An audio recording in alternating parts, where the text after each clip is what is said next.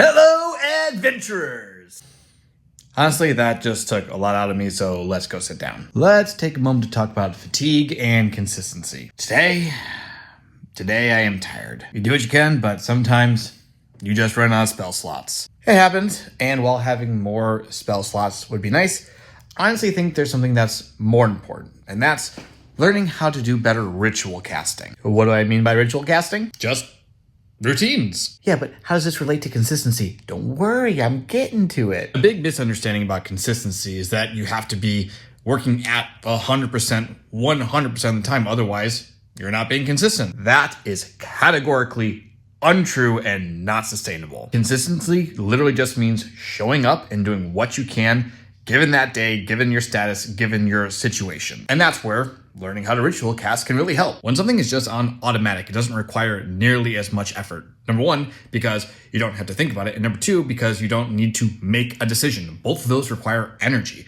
And when it's just a ritual, it just happens. It doesn't actually require a spell slot. Plus, there are a lot of things that can affect your ability to cast spells that day. Just like how exhaustion is a thing in the game, it's also a very real thing in real life. There are a ton of different things that can affect your ability to cast spells that day. A lot of them are lifestyle, but not all of them apply to everybody, and some to different extents. For example, I said I was tired. The reason for that is I did not get good sleep last night. And some people can run off of only a few hours, and more power to you. I am not one of those people. And some are also much more affected by their diet or how much water they're drinking or if they exercise that day. And while every single one of these things impacts all of us to some extent, the point is that to the extent at which it impacts you varies from person to person. To that end, it's important to understand which of these lifestyle factors impact you the most. In my solution to figuring out which of those things impact you the most, I recommend Energy Insights. All it is that you write down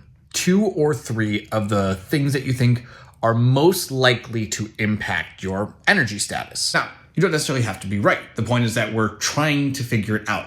Part of this whole process is just learning what it is. And now, collect data. I typically track it in my daily planner. If it's not in my planner, it doesn't exist. So since that's a place that I look at every single day, it's a good place and a convenient place for me to track my energy insights. And it can be as simple as this. In one column, write energy and give an objective analysis of how much energy you're feeling that day.